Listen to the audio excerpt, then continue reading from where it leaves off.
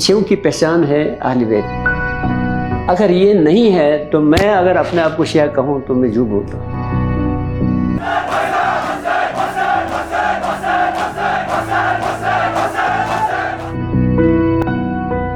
ہمارے یہاں کی جو عزاداری ہے وہ صرف اور صرف سوز اور ماتم اور گریہ تک محدود نہیں ہے.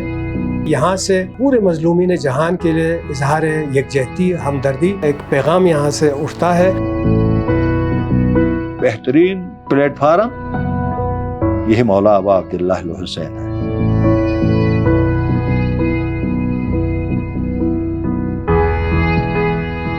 Baltistan lies nestled between the mighty ranges of the Himalayas and the Karakoram, bordering India and China.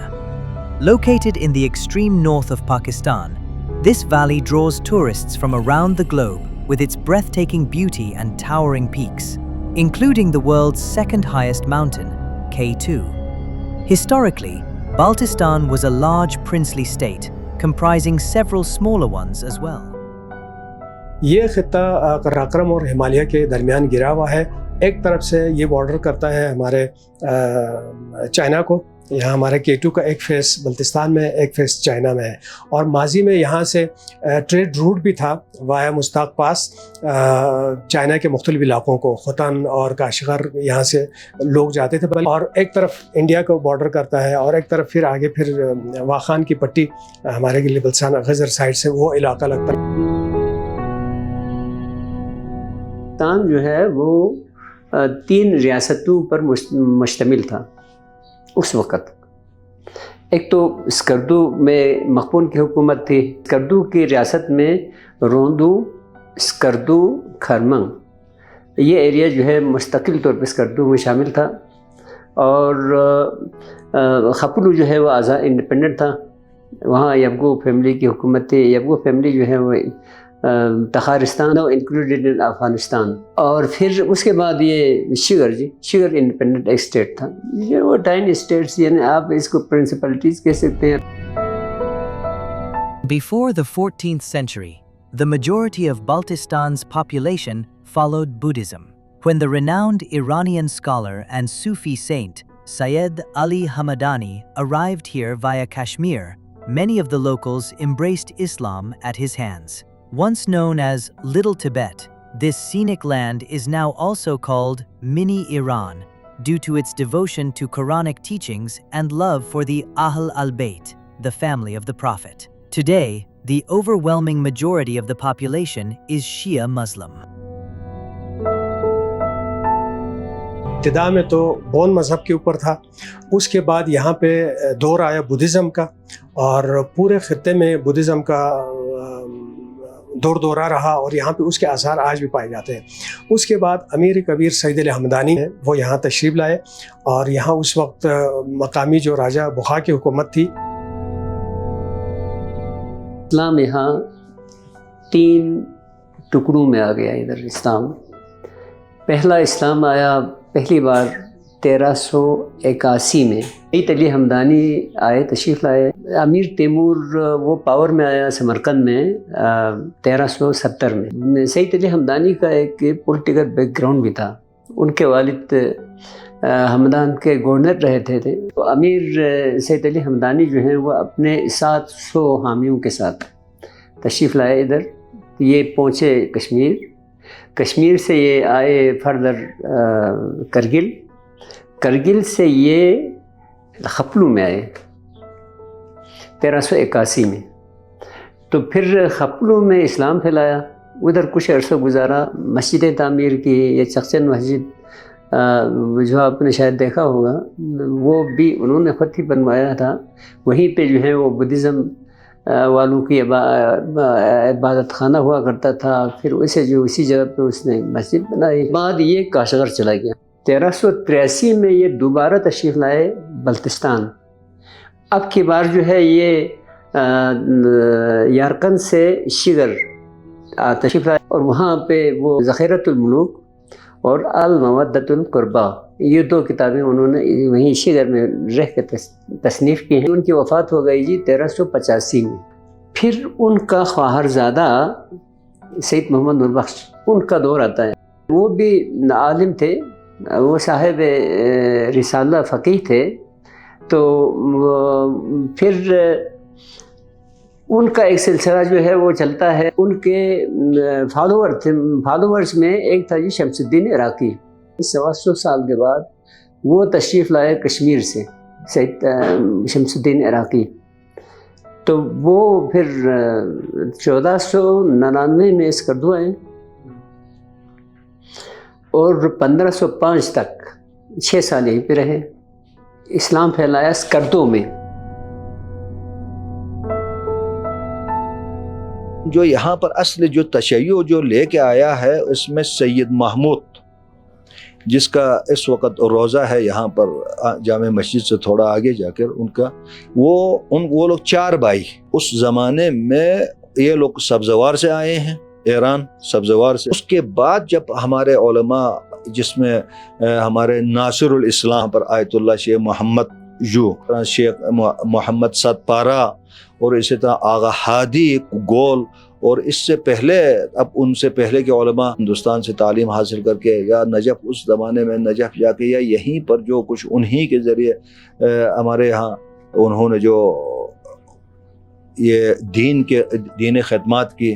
Sugar سے آغا طہا کے والد آغا عباس، جنہوں نے شیگر علاقے میں تشیع کو پھیلایا. جس لائن سے وہ گیا سارے شیعہ ہوتے گیا. تقریباً کوئی 80-85% اس وقت بلتستان میں اہل تشیع ہے، اور اس میں تقریباً 15% نور بخشیہ ہے، اور باقی 5% اہل سنت اہل حدیث. دیگر مذاہب یہاں پر موجود ہے. یہاں پر ہر مذہب تقریباً ہے. عیسائیت بھی یہاں پر کچھ افراد ہے، کچھ اور بھی مذاہب کے ہے یہاں، اور دنیا کی نظر بھی یہاں پر ہے، ورلڈ کا نظر بھی یہاں. اور ہمیں چھوٹا ایران بھی کہا جاتا ہے. تو بس لوگ کہتے ہیں نہ ہم ایرانی ہیں نہ ہم ایران نواز ہیں.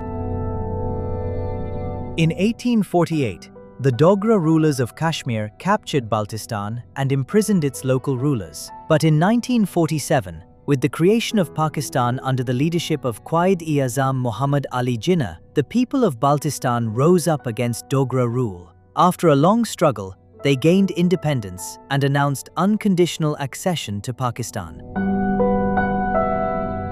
تحریک پاکستان میں ہم دیکھتے ہیں کہ قائد اعظم محمد علی جناح کا اپنا جو تعلق ہے فقہ جعفریہ سے تھا، اور اسی طرح جتنے نواب گزرے ہیں انہوں نے بڑا کنٹریبیوٹ کیا جن کا تعلق اہل تشیع سے ہے. اور پھر سر آغا خان جس کی سربراہی میں پاکستان مسلم لیگ بنی 1906 میں، ان کا تعلق شیعہ اسماعیلی برادری سے ہے. اور اسی طرح گلگت بلتستان کی لبریشن کو اگر ہم دیکھتے ہیں تو یہ لبریشن وار لڑی گئی ہے کرنل مرزا حسن خان کی قیادت میں، جن کا تعلق بھی اہل تشیع سے تھا، اور ان کے ساتھ کرنل میجر بابر تھے. اس خطے کو آزاد کیا، نہ صرف آزاد کیا بلکہ انہوں نے انکنڈیشنل غیر مشروط طور پہ پاکستان سے الحاق کیا. اور پاکستان سے الحاق کرنے کی بنیادی وجہ بھی یہی تھی. ایک تو پاکستان کا سلوگن یہی تھا، پاکستان کا مطلب کیا، لا الہ الا اللہ.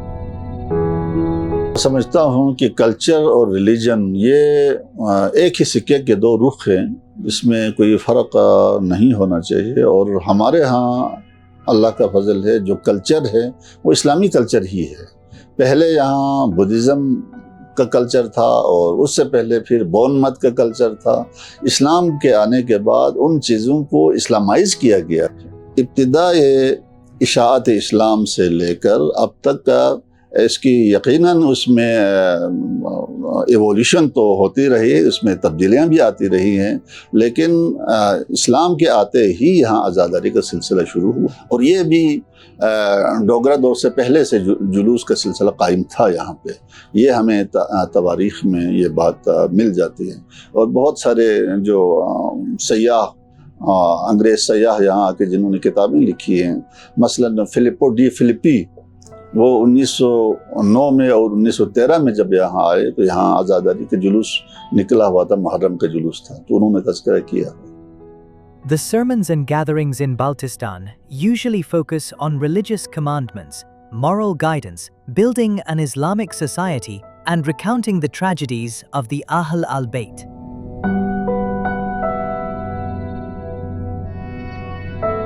اسلام اور اہل بیت یہ 2 الگ ہو ہی نہیں سکتے ہیں. شیعوں کی پہچان ہے اہل بیت، کی اطاعت، اہل بیت کی یعنی اس کی مطابقت. اگر یہ نہیں ہے تو میں اگر اپنے آپ کو شیعہ کہوں تو میں جھوٹ بولتا ہوں. بہترین پلیٹ فارم یہی مولا ابا عبداللہ الحسین ہے. اسی کے پلیٹ فارم سے، اسی عاشورہ کے پلیٹ فارم سے، اسی محرم کے پلیٹ فارم سے، اسی اربعین کے پلیٹ فارم سے، انہی سے ہم لوگوں کو وہ پیغام، انہی کے ہم مقابلہ بھی کرتے ہیں، پیغام بھی ہم پہنچانے کی کوشش کرتے ہیں. مولا کو پہچان لیا، کربلا کو پہچان لیا، ہم نے دنیا کو، دین کو بھی پہچان لیا، ہم نے آخرت کو بھی پہچان لیا. ہم اپنی دنیا اور آخرت کو سنوارنے کے لیے اگر ہم نے کربلا کو نہیں پہچانا، ہم نے نہ دنیا سنوارا نہ آخرت کو سنوارا.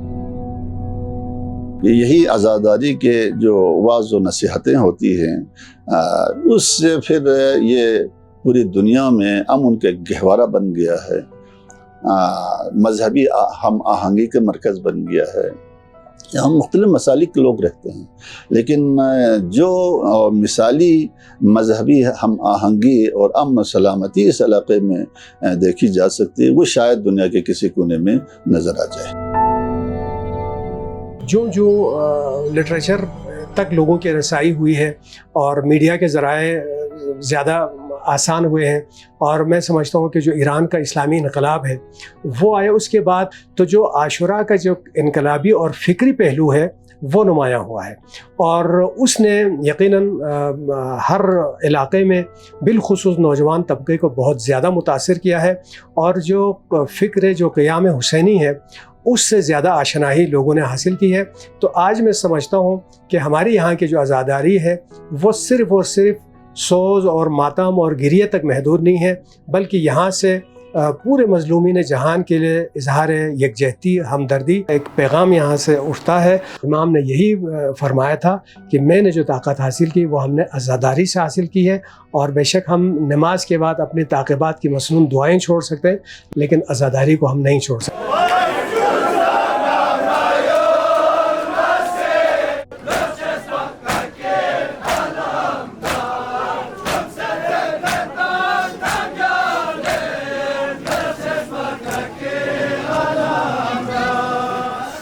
The Jamia Masjid Imamia in Skardu stands as the spiritual, social, and communal hub of the Shia Muslims of Baltistan. Alongside the 5 daily prayers, the Friday congregations here are attended by thousands. The Islamic judicial system is also working in the Imamia Mosque. 15 سال سے محکمہ شریعہ میں بھی کام کرتا ہوں، جو کہ ہمارے بلتستان میں یہ ایک بہترین واحد، پوری پاکستان واحد ایک مرکز ہے کہ جہاں پر لوگوں کے لیے سستی عدالت یہاں پر فراہم ہے، جو لوگوں کے بہت سارے مسائل یہاں پر اس محکمہ شریعہ میں حل ہوتا ہے. بڑے ایونٹس آتے ہیں، مثلا یوم القدس ہے، مثلا کشمیر سے اظہار یکجہتی ہے، اس پہ سب سے بڑے جو جلوس ہوتے ہیں وہ امامیہ جامع مسجد سے ہی نکلتے ہیں، اور ان کی کوریج کے لیے بھی یہاں کی میڈیا نے مؤثر کردار ادا کیا ہے. The mourning traditions in Baltistan are similar to those in other parts of Pakistan. Taziyah, Zuljana processions, alam, panja, symbolic replicas of Karbala, and reenactments of the battlefield. These practices reached Baltistan through Iran, Iraq, and Kashmir. Some scholars, however, suggest that the style here resembles Afghan traditions more closely. تقریباً اول محرم سے تا 28 سافر تک ہمارے یہاں پر مجالس ہوتے ہیں، اور عاشورہ یہاں پر الحمدللہ اب تو، پہلے تو قدیماً ہمارے یہاں پر تعزیے نکلتے ہیں. تعزیہ ہمارے یہاں پر تعزیہ بشکل ایک تابوت نکلتے ہیں، تابوت کی شکل میں، یعنی کسی کا ایک جنازہ نکالا ہو. لیکن عاشور کے دن باقاعدہ ہمارے یہاں پر شبیہ قتل گاہ ہے، کربلا کی ہم نے شبیہ یہاں پہ بنایا، بڑا خوبصورت، آپ نے شاید دیکھی ہوگی، اور قتل گاہ ہے باقاعدہ. یہاں سے ایک لحاظ سے نوخانی سینہ زنی کے ساتھ یہ باقاعدہ یہ جنازے اور علم جو نکلتے ہیں، دستے جو نکلتے ہیں، وہ سب کے سب وہاں اس شبیہ کربلا، جس کو ہم قتل گاہ کے نام سے کہتے ہیں، کہ شبیہ کربلا وہاں پر ذریح بنے ہوئے ہیں، پورا 72 شہداء کے شبیہ بنے ہوئے ہیں. حضرت عباس کے الگ ہے, حضرت زینب کے الگ شبیہ بنے ہوئے ہیں, امام حسین کے اسی گنج شہداء کہتے ہیں, وہ اس طرح ہمیں شبیہ بنائے ہوئے ہیں. ان میں خوبصورتی یہ ہے کہ آج سے شاید پتہ نہیں کوئی 200 سال پرانا, 200-250 سال پرانا کربلا سے تربت لا کے وہاں پہ رکھا ہوا ہے. رسوم عزاداری مثلاً یہ کلچر ہے. کلچر کوئی ٹھوس چیز نہیں ہے, یہ مائع کی طرح ہے, وقت کے ساتھ اس کے وہ بدلتے رہتے ہیں. کلچر کا مزاج یہی ہوتا ہے. داری کے رسوم جہاں تک میں سمجھتا ہوں وہ ایران سے زیادہ افغانستان سے ہماری مطابقت زیادہ ہے. دونوں ہاتھوں سے سینہ زنی کرنے کا طریقہ, دائرے میں بیٹھ کے عزاداری کرنے اور پھر سے سینہ زنی کا جو طریقہ ہے وہ افغانیوں اور یہاں بلتستانیوں کا ایک ہے. تاریخچہ عزاداری کے نام سے ایک کتاب بھی ہے, اس میں تذکرہ بھی ہے کہ افغانوں نے عزاداری کے سلسلے کو تبت تک پھیلایا. یہ بھی ذکر ہے. تبت وہ یہی تبت ہے, چونکہ اس تبت میں تو اب بھی اسلام نہیں ہے, وہاں تو عزاداری پھیلانے کا کوئی سوال پیدا نہیں ہوتا. بابر نے ہندوستان پہ کئی حملے کیے اور وہ زیادہ تر ایران کے قزلباش سپاہی شاہ ایران سے لا کے ہندوستان پر حملے کرتے تھے. تو ایک دفعہ مسلسل کئی سال جنگوں میں رہے تو وہ قزلباش تو سارے شیعہ تھے. انہوں نے کہا کہ ہم تو مجالس کرتے تھے محرم میں اور ہم کربلا جاتے تھے. وہ بابر نے ان کو وہ ذریح دے دی, تو وہ اسی ذریح کو دیکھ کے وہ ایک شبیہ تھی, وہ شبیہ کو انہوں نے دیکھ کے وہ عزاداری کا سلسلہ شروع کیا. یہ عباس علمدار کا جو بازو شہید ہوئے کربلا کے میدان میں, تو اسی کی یاد میں ہم پنجہ نکالتے ہیں علم. اور اس پہ یہاں بلتستان میں جو تاریخ ہے, میر عارف جن کا مقبرہ یہاں خپل و تھغس میں موجود ہے, تو وہاں ایک علم بھی ہے. تو وہ روایت یہی ہے کہ وہ میر عارف 2 علم لے کے آئے تھے. ایک علم ابھی تھغس میں ہے, تھغس کے تھولدی کے مقام پر. تو شملے میں سب سے زیادہ بلتستان کے لوگ تھے. وہاں کا جو ڈپٹی میئر تھا اس زمانے میں پری پارٹیشن, اس کا تعلق بھی بلتستان سے تھا, خان بہادر سید مہدی علی شاہ. تو انہوں نے عراق میں کربلا میں جو آستانہ کے منتظمین تھے ان کو خط لکھا تھا, کیونکہ وہ ہر سال وہاں علم کی تبدیلی ہوتی تھی. تو انہوں نے کہا کہ جو تبدیل ہونے کے بعد جو علم آپ وہاں سے اٹھائیں گے وہ ہمارے لیے بھیج دیے جائیں. تو وہاں کربلا سے ایک پنجہ بھیجا گیا شملے بلتی امام بارگاہ میں. پھر کچھ عرصے کے بعد وہ پنجہ وہاں سے انہوں نے بھیجا یہاں شیگر میں, چونکہ ان کا تعلق شیگر سے تھا. اگر ہم محرم کے احترام اور اس کے جو خصوصی آداب اور ان کی بات کریں تو ہمارا ماضی زیادہ شاندار رہا ہے. ہم اپنے بزرگوں سے سنتے رہے ہیں کہ اس وقت لاؤڈ سپیکر کبھی یہاں پہ وہ متعارف نہیں ہوا تھا. اس کے باوجود کسی ایک محلے میں جو مجلس ہوتی تھی اس کی آواز, اس کی گونج اس پہاڑ سے بھی ٹکرا کے واپس شہر میں آ جاتی تھی. یکم محرم سے ہی گھروں میں گوشت پکنا سلسلہ بنا ہو جاتا تھا. 7 محرم سے صرف دالوں کے علاوہ کوئی چیز یہاں نہیں پکتا تھا. عاشوراء کے دن شب عاشور گھر میں کوئی کھانا نہیں پکتا تھا, خشک جو میوجات یا اس طرح کی چیزیں کرتے تھے. اور پورا عاشوراء کے دن عصر عاشور تک فاقے کا سلسلہ تھا.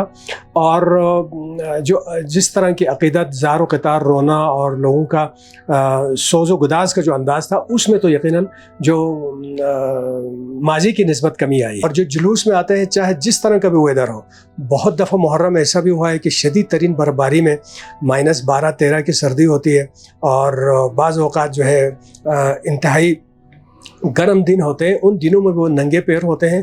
کسی ماتمی جلوس میں کوئی بندہ آپ کو شوز کے ساتھ نظر نہیں آئے گا, کسی کے ہاتھ میں سگریٹ نظر نہیں آئے گا, کوئی بندہ کسی سے گفتگو کرتے ہوئے آپ کو نظر نہیں آئے گا, کوئی مسکراتا ہوا, ہنسنا تو کہہ لگانا تو دور کی بات, کوئی بندہ مسکراتا ہوا بھی نظر نہیں آئے گا. محرم کا جو ماحول ہے وہ بہت ہی تہذیبی اور روحانی ایک ماحول آپ کو ملے گا. آپ اگر دیکھیں گے تو یہاں ہر آدمی ڈوب کے اس محرم کے رسومات ادا کرتے ہیں، اس میں اخلاص کے ساتھ اور تہذیب کے ساتھ، تمدن کے ساتھ۔ جو ہی محرم کا چاند نظر آتا تھا، لوگوں کو غم کی کیفیت میں رہتے، اپنے دنیاوی کام کاج چھوڑ دیتے ہیں اور پھر دن رات مجالس اس میں مجالس میں شرکت کرتے ہیں۔ گھر گھر مجلس ہوتی ہے یہاں، اور پھر دن کو امام بارگاہوں میں ہوتی ہے، محلے کی سطح پر، گاؤں کی سطح پر، پھر پورے علاقے کی سطح پر مجالس ہوتی ہیں۔ اور اب وہ علم کشائی کا سلسلہ بھی شروع ہوا۔ پہلے زمانے میں ایسا نہیں تھا، یہ کچھ عرصے سے ہوا ہے۔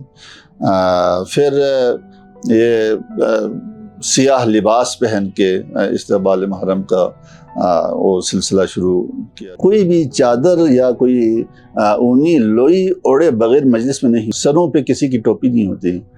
حالانکہ دنیا میں علاقوں میں اس طرح سے وہ آداب نہیں ہیں، وہ کوئی ٹوپی پہن کے بھی بیٹھتے ہیں، کوئی نہیں پہنتے۔ ایک کتاب ہے آیت اللہ لنگرودی نے اپنی ایک کتاب میں لکھا ہے کہ ارمغان پاکوہن کے نام پر اگر حسین کی مجلس اگر کرتے ہیں تو یہ بلتستان کے بلتی لوگ کرتے ہیں، بلتی لوگ کرتے ہیں۔ مجلس شروع ہونے سے پہلے ہمارے یہاں پر مجلس کو درود پڑھنے سے پہلے اوت و عنبر کی دعا دیتا ہے۔ اوت عنبر وہاں خوشبو لگاتے ہیں، اوت عنبر کی، جس میں اسفند ہوتے ہیں، عنبر ہوتے ہیں، وہ لگا کے پہلے محفل کو معطر کرتے ہیں۔ ہمارے مراجع اعظام کا فتویٰ ہے کسی کو اوپر لعن کرنا جائز نہیں ہے، لہٰذا کسی کو ہم لعن نہیں کرتے ہیں۔ حمد و نعت سارے ہوتے ہیں، قصائد ہوتے ہیں، اور مارثے نوحے، ہمارے نوحے کے دو طرح، ایک تو اردو نوحہ پڑھتے ہیں، ایک تو بلتی میں نوحہ پڑھتے ہیں۔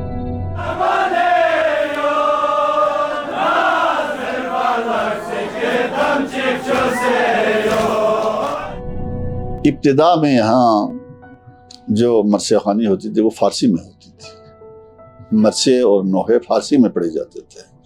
پھر 1840 میں جب ڈوگروں نے اس علاقے پر حملہ کیا، یہاں کے جو راجے تھے ان کو اسیر کر کے یہاں سے کشمیر لے گئے، جموں کے زندان میں ڈالا ان کو، تو ان کے جو شہزادے تھے ان کے ساتھ وہ حالات ایسے ہو گئے، انہوں نے واقعات کربلا اور مرثیہ نگاری میں اپنے آپ کو پناہ لے لیا۔ انہوں نے مرثیہ گوئی شروع کی۔ محمد علی خان ذاکر اسی خاندان سے پیدا ہوئے، اور پھر اماچہ خاندان سے مراد علی خان مراد پیدا ہوئے، کیونکہ یہ دو خاندانوں کو یہاں سے اسیر کر کے لے گئے تھے، جموں و کشمیر۔ وقت کے ساتھ ساتھ جو تبدیلیاں عزاداری میں آئی ہیں، اس میں ایک تو اردو سمیت دیگر زبانوں میں نوخوانی ہے۔ پہلے یہاں پہ کچھ محلوں میں کشمیری زبان میں بھی مجلس ہوتی تھی، لیکن بیشتر جو امام بارگاہیں، مساجد اور خانقاہیں اور گھروں میں جو مجلس ہوتی تھی وہ بلتی زبان میں ہی ہوتی تھی، اور نوخوانی بھی بلتی میں ہی ہوتی تھی۔ پھر یہاں پہ بغرض ملازمت، بغرض فوج میں جو لوگ دوسرے شہروں سے آئے تو ان کے خاطر مڈ 50s میں یہاں پہ اردو نوخوانی کا بھی سلسلہ شروع ہوا، اور ظاہر پھر اردو نوحے کے ساتھ ساتھ جو سینہ کا جو انداز ہے اس میں بھی تبدیلی یقیناً اردو کے اپنے تقاضے کے مطابق سینہ یہاں ہوتی ہے۔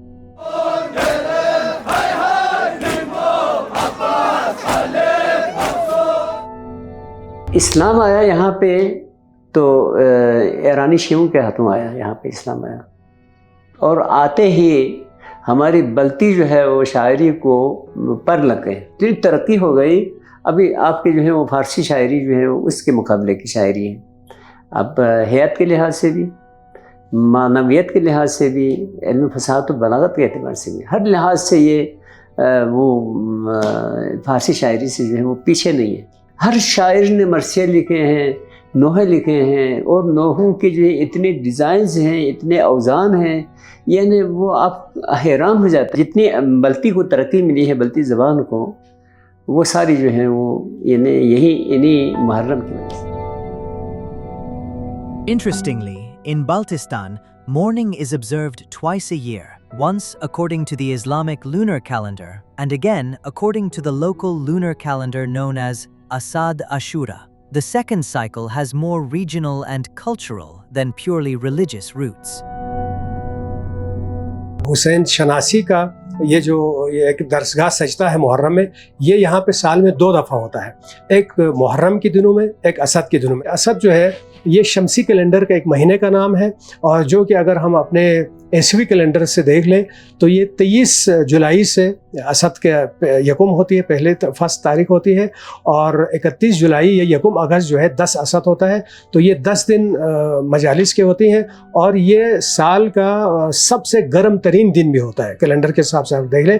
تو یہاں لوگوں کا ایک ماننا یہ بھی ہے کہ کیونکہ کربلا جس حالات میں منعقد ہوا اور وہ عرب کی جو گرمی تھی، اس گرمی کے اظہار کے لیے یہ جو گرم ترین دن ہے اس میں جو ہے مجالس کے انعقاد کا سلسلہ جاری رکھتے ہیں۔ اسد میں بالخصوص یہ پہلو زیادہ نمایاں ہوتا ہے کہ اس میں زیادہ سے زیادہ لوگ شریک ہوتے ہیں۔ محرم کیونکہ ہر علاقے میں، ہر محلے میں اسی شان شوکت سے، اسی عقیدت کے ساتھ مناتے ہیں، تو لوگ اپنے اپنے علاقوں میں مصروف ہو جاتے ہیں۔ لیکن اسد میں کیونکہ یہ محدود علاقوں میں، بالخصوص کردو شہر کا جو اسد کے مجالس ہے یا کرمان خاص میں جو مجالس ہوتی ہیں وہ زیادہ مشہور ہے۔ یہ خطہ کیونکہ پہاڑی سلسلوں میں گرا ہوا ہے اور گلیشیئرس میں گرا ہوا علاقہ ہے، تو ماضی میں ظاہر ہے یہ شاہراہ قراقرم اور یہ کنیکٹیوٹی، یہ سڑکیں تو اس وقت نہیں تھی، اور جتنے مبلغین بھی آئے ہیں وہ وایا کشمیر انہی پہاڑی دروں کو عبور کر کے یہاں پہنچے ہیں۔ تو ظاہر ہے وہ گرمیوں کے موسم میں ہی یہ درے کھلے ہوتے ہیں 2 سے 3 مہینے کے لیے، اور باقی سال کے 7-8 مہینے جو ہے یہ درے سارے بند ہوتے تھے۔ یہاں تبلیغ کے لیے بھی علماء ایران سے کشمیر اور کشمیر کے راستے یہاں پہنچے ہیں، اور مجالس کا سلسلہ بھی ملا مہدی کا نام ملتا ہے جو کشمیر میں تھے، وہاں سے ہجرت کر کے وہ بلتستان آئے، اور بلتستان میں کھرمنگ کو انہوں نے اپنا مسکن بنایا اور کھرمنگ میں قیام اختیار کیا۔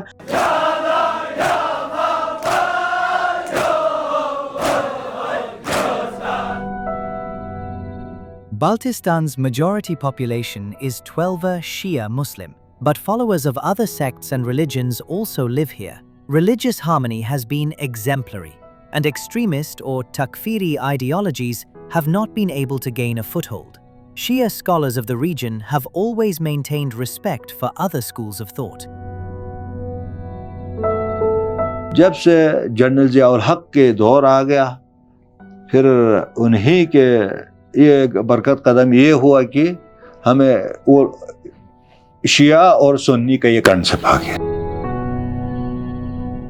ایسے ایشوز اٹھتے رہتے ہیں جس سے بالخصوص اہل تشیع ٹارگیٹ ہوتے ہیں۔ مثلا سن 88 میں بہت بڑی ایک لشکر کشی ہوئی گلگت کے اوپر، اور جلال آباد کو مکمل طور پہ جلایا گیا، اور وہاں پہ صرف یہ نہیں تھا کہ وہاں کی آبادی کو، لوگوں کو نقصان پہنچایا، بلکہ وہاں کے جو درخت تھے، جو جانور تھے، جو ایون دن کی گائے بیل اور مرغیوں تک کو بھی ختم کیا، اور یہ مختلف چیک پوسٹ کو کراس کرتے ہوئے گلگت سٹی تک پہنچا، لیکن کہیں پر بھی کسی جگہ پر بھی اس لشکر کو روکا نہیں گیا، اور بہت بڑے پیمانے پر قتل و غارت گری ہوئی، اور ایک عدالتی کمیشن بھی بنا، لیکن آج تک اس کمیشن کی رپورٹ بھی سامنے نہیں آئی۔ موجودہ دور میں اگر ہم دیکھ لیں، موجودہ حالات میں دیکھ لیں، اوورآل پورے پاکستان میں ایک سیکیورٹی کا مسئلہ ہے، اور دہشت گردی کے مسائل ہیں، اور دہشت گردی کے تھریٹس موجود ہیں، لیکن الحمدللہ اب تک یہ خطہ جو ہے دہشت گردی سے محفوظ ہے۔ خصوصاً بلتستان میں آج تک کوئی فرقہ وارانہ طور پہ کوئی کشیدگی نہیں ہوئی، یہاں پہ فرقہ وارانہ بنیادوں پہ کوئی کلنگز نہیں ہوئی۔ گلگت میں البتہ فرقہ وارانہ بنیادوں پہ کشیدگی بہت عرصہ تک رہی، لیکن الحمدللہ اب وہاں کے لوگ بھی، دونوں طرف سے شیعہ بھی سنی بھی، یہ اس نتیجے پر پہنچے ہیں کہ ایک دوسرے کو مارنا جو ہے کسی مسئلے کا حل نہیں ہے۔ یہ اہل تشیع اور اہل سنت کا جو اختلافی جو مسئلہ ہے وہ 1400 سال سے چل رہا ہے، اور آگے بھی اس نے چلنا ہے۔ تو ہر کوئی اپنے اپنے اگر مسلک پہ کاربند رہے، اپنے مسلک کو چھوڑے نہیں، دوسرے کو چھیڑے نہیں، تو اس سے جو ہے معاملات آگے بڑھ سکتے ہیں۔ While sectarianism did not take roots within Baltistan itself, tragic incidents outside the region scarred its people. From targeted attacks on Shia travelers in areas like Kohistan, Chilas, and Lulusa, to the infamous 1988 massacre, the memories of such events remain painful. یہ سارے علماء کی بدولت یہاں پر امن امان ہے، یہاں پر مذہبی کوئی تفرقہ نہیں ہے، مذہبی کوئی ٹینشن یہاں پر نہیں ہے۔ اگر کبھی کبھار ایسا ہوا تو تمام ہمارے مکاتب فکر کے علماء ایک جگہ پر اکٹھے ہو جاتے ہیں، خصوصاً مرکز تشیع میں شیخ محمد حسن جعفری جو میرے سرپرست ہے، میرے والد کی جگہ پر ہے، انہی کے زیر سرپرستی الحمدللہ ہم سب اکٹھے ہو کر اب تمام مسائل ہم یہاں پر حل کرتے ہیں۔ بلتستان کی جو امن و ہم آہنگی ہے نہ صرف بین المسالک جو ہے بلکہ مختلف لسانی گروہوں کے حوالے سے بھی اس کو لوگ ایک آئیڈیل پلیس کے طور پہ لیتے ہیں، اور ان سب کے درمیان ایک مثالی ہم آہنگی کی جو کیفیت ہے وہ شروع سے ہے، اور دن بدن اس میں بہتری بھی آ رہی ہے۔ لوگوں کی رشتہ داریاں ہیں، آپس میں شادیاں ہوتی ہیں۔ پریزیڈنٹ ضیاء صاحب جب یہاں دورے پہ آئے، اگر اور مختلف چیزیں ان سے منسوب بھی ہوتی ہیں فرقہ واریت کے حوالے سے، ملیٹنسی کے حوالے سے، لیکن اس کے باوجود جب وہ یہاں دورے پہ آئے اور اہل تشیع کے علماء سے جب ان کی ملاقات تھی تو پریزیڈنٹ ضیاء نے ریپیٹڈلی کہا میرے خواہش ہے میں آپ لوگوں کی کوئی خدمت کروں، آپ میرے لیے کوئی خدمت بتا دیں۔ اور انہوں نے جب نہیں یہاں کے علماء نے کوئی ڈیمانڈ اس کے سامنے نہیں رکھی تو انہوں نے ایک اماؤنٹ کا اعلان کیا کہ یہ میں آپ لوگوں کے دینا چاہتا ہوں۔ تو یہاں کے اس وقت کے جو سب سے بڑے اہل تشیع عالم دین تھے علامہ شیخ غلام محمد صاحب، وہ اس وفد کو لیڈ کر رہے تھے۔ انہوں نے کہا جی ہمیں آپ کی اس پیسے کی ضرورت اس لیے نہیں ہے کہ ہم یہاں اکثریت میں ہیں، یہاں اہل سنت جو برادری ہے وہ اقلیت میں، اور وہ یہاں پہ اپنی مسجد بنانے جا رہے ہیں، تو یہ پیسے جو ہے ہم اپنی طرف سے آپ کی طرف سے یا ہمارے طرف ہم ان کو عطیہ کرتے ہیں۔ یہ ایک خیرسگالی کا ایک بہت بڑا میسج تھا یہاں پہ۔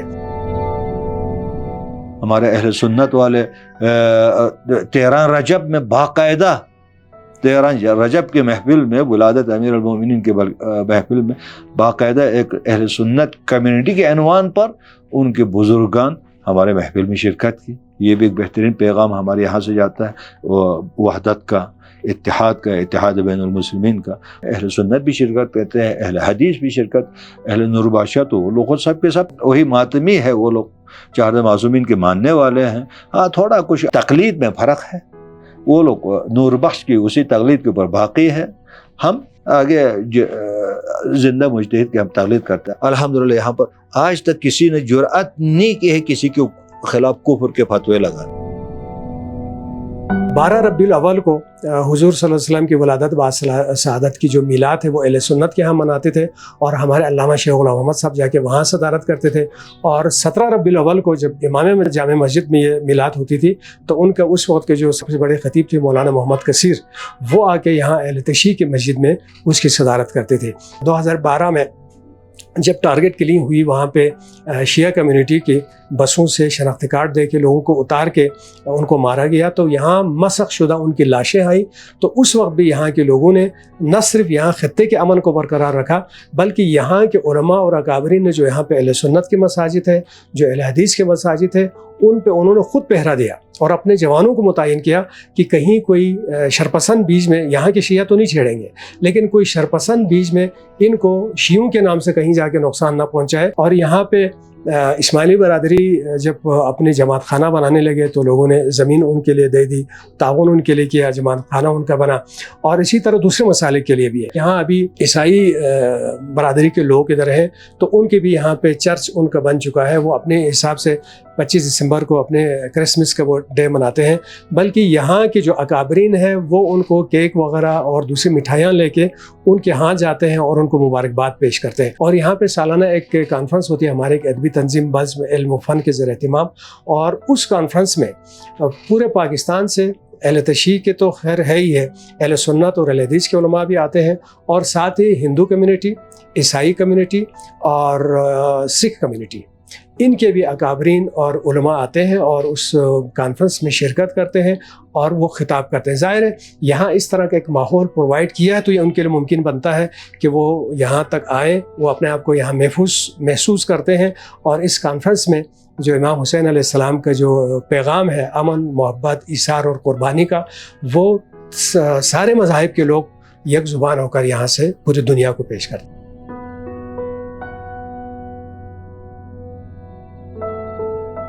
Gilgit-Baltistan could not be fully integrated into Pakistan because of the Kashmir dispute. Even today, the region awaits constitutional recognition. Its people have long demanded inclusion into the national mainstream and representation in Pakistan's parliament.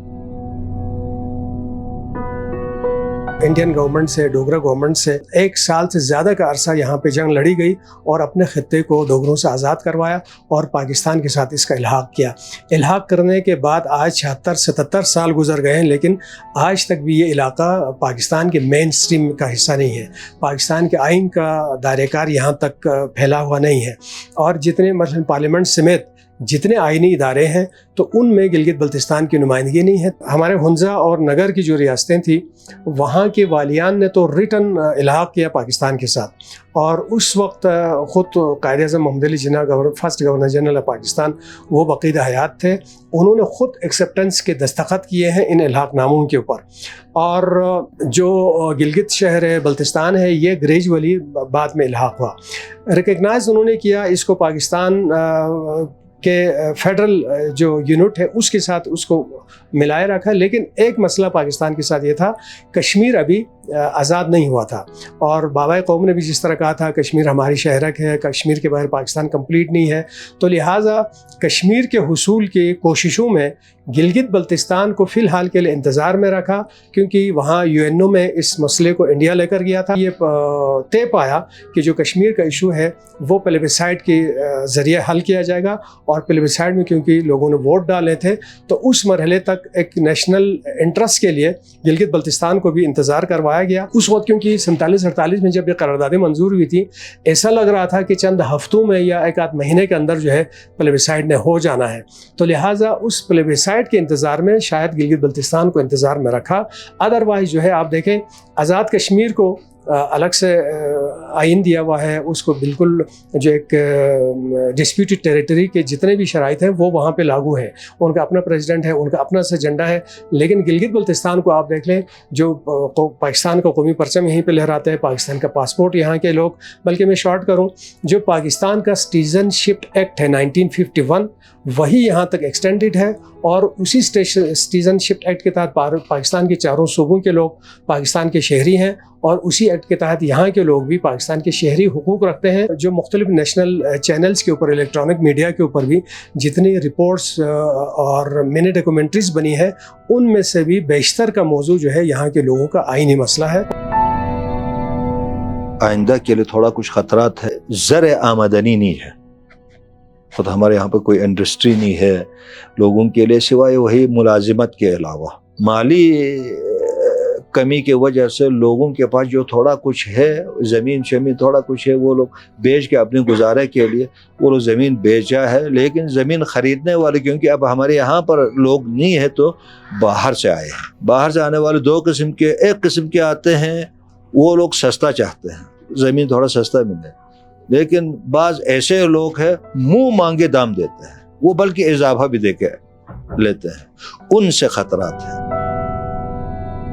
Shia scholars have played a pivotal role in the region's development. Allama Sheikh Mohsin Ali Najafi and Allama Muhammad Baqir al-Husseini, among others, launched major welfare projects, including educational institutes, housing, and clean drinking water schemes in Baltistan.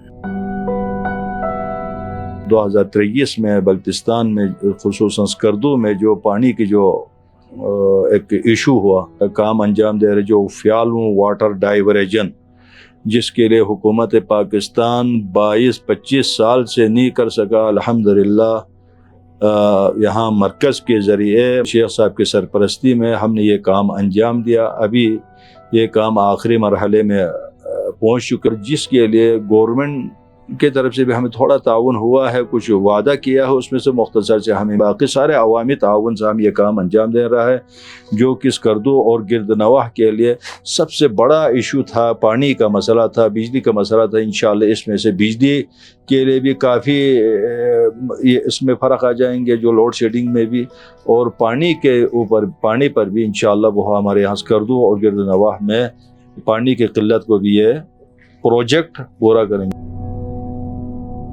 Baltistan is not only a hub of religious learning, but also a center of literature and culture.